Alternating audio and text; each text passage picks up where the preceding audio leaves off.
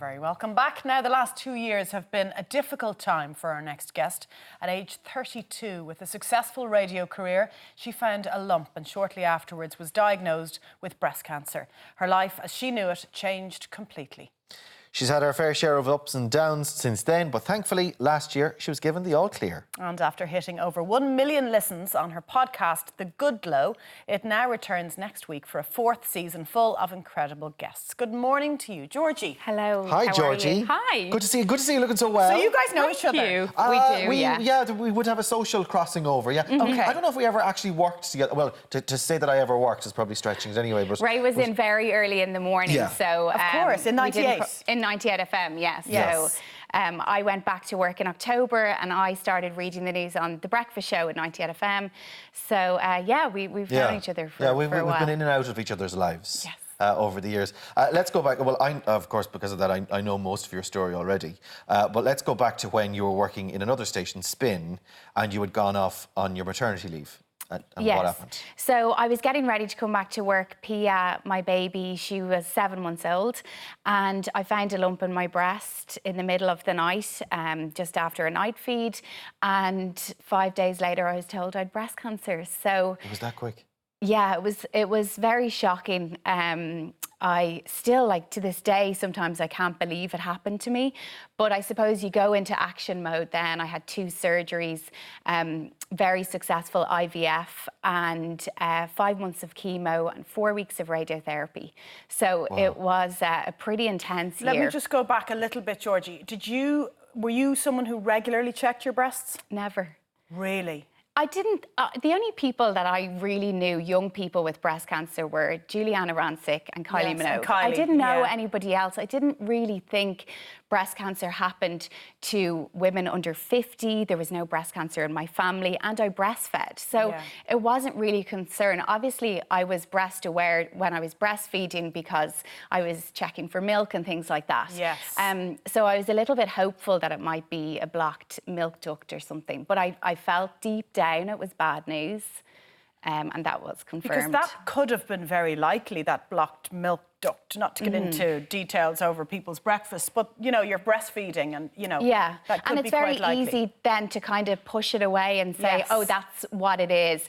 But that's why it's just so important to get checked. And that's why I decided to tell my story, because I wanted to warn my friends and my colleagues who've just had babies, check your breasts. When you discovered it was actually breast cancer and you got that news, you can't prepare yourself for that, can you? No, it was awful. There's no other words to describe it, especially when I had a 7-month-old baby who just relied so much on me, It's a very vulnerable time already, being a new mum. Yeah, and I was 32, and my husband Jamie, we're soulmates, and everything was going really well for us. We just bought our dream home. We're both so close to our families. So I was like, why now when everything is so perfect? But it came along, and I knew it was really important to accept it and to acknowledge it and not push it away. And I said, well, this has come into my life to teach me something.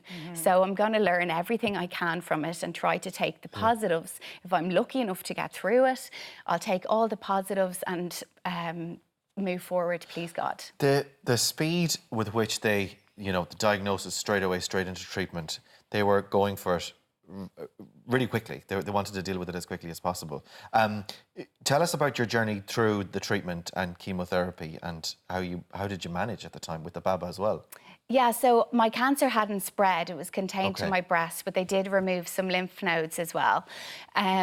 So that was very painful. And then I went into the IVF, and Jamie just organised that because I was full. I couldn't deal with anything else. I was like, tell me what to do and I'll do it. So we froze 15 embryos, which we were blessed. And went in then, I thought maybe I'd get chemotherapy once, but I went into the meeting with my oncologist and he said 5 months of chemo. And then I said, will I lose my hair? And he said, yeah, you will lose your hair. And he was so sympathetic, and he slid over a box of tissues. I'll never forget it. So then it came to the point then when I had to shave my head, and I wanted to welcome the chemo into my life. I didn't want to hate it, you know, and I didn't want to put my energy into keeping my hair. People are different. Some people try to hang on to it. But I thought if I just shave my head, I can focus on getting well again, and I don't have to worry about anything else. So I decided to shave my head. And it was an incredibly special night. Well, there's a pretty special shot.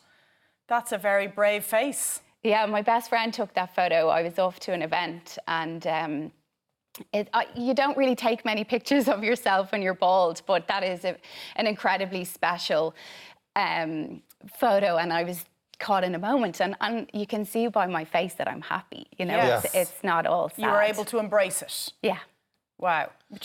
You're a very strong person to do that, to be honest with you. But you've moved through it, and you've left radio to focus on your real passion project now, which is the Good Glow podcast. Yes. So tell us about that, Georgie. So I was sitting at my desk in December, and because I chose to tell my story, I was getting these messages from people all across the world saying, I had cancer 10 years ago and I went on to have kids, and all these really positive stories that lifted me up every day. And I thought, what about the people who suffer in silence and don't have these messages coming in every day of hope? So I was like, what can I do to tell people of you know, that you can go through bad times and come out the other side? And I never thought I'd laugh the same way or be happy again, and I am. So I said I could start a blog, but I don't really have time to write because my baby and my full-time job. So I went home to Jamie and I said, I think I'll start a podcast. And he said, that's exactly what you should do. So it started from there. I started to get people on, famous people, and just inspiring people with amazing stories. So they came on and would say, you know, I lost my husband when I was pregnant on our honeymoon, and you know, I thought my life was over. That was my friend Sinead Kingston. And I went on now, and my life is amazing, and I've met another man, and I'm in love, and life does move on. And I've had sick people on, and also like people who've started their own businesses. So just a mix of people. And now I get hundreds of messages every week from people to say, your podcast has made me pick up the phone and start counselling. Your podcast has made me book a smear test. Your podcast has made me check my breasts. And that's what it's about. It's about self-care. It's about wellness. It's about prioritising yourself from time to time. And that's why I left radio, because I can't do it all. And very quickly, life started to get very stressful again, and I was burning the candle at both ends. And I thought, have I learned nothing from everything I've been through? So I took a step back, and I'm leaning into wellness and self-care. And well, it seems like you have a natural thing for it anyway. Like what we were saying about, like I can't imagine that diagnosis and getting that diagnosis that you got. But you said at the beginning, you said, when I got that diagnosis, I was going to go through it and find the positive in it. Yeah. I mean, that's your own gift. I mean, I don't think most people would have that. So it's you know, of course, taking the podcast and then sharing it with people is the way to go. Do you know what I mean? Yeah. And ultimately, the mark of a person is how they cope in a situation like that. But I was nothing without the support of my family. Like, I had this army of support around me and positivity.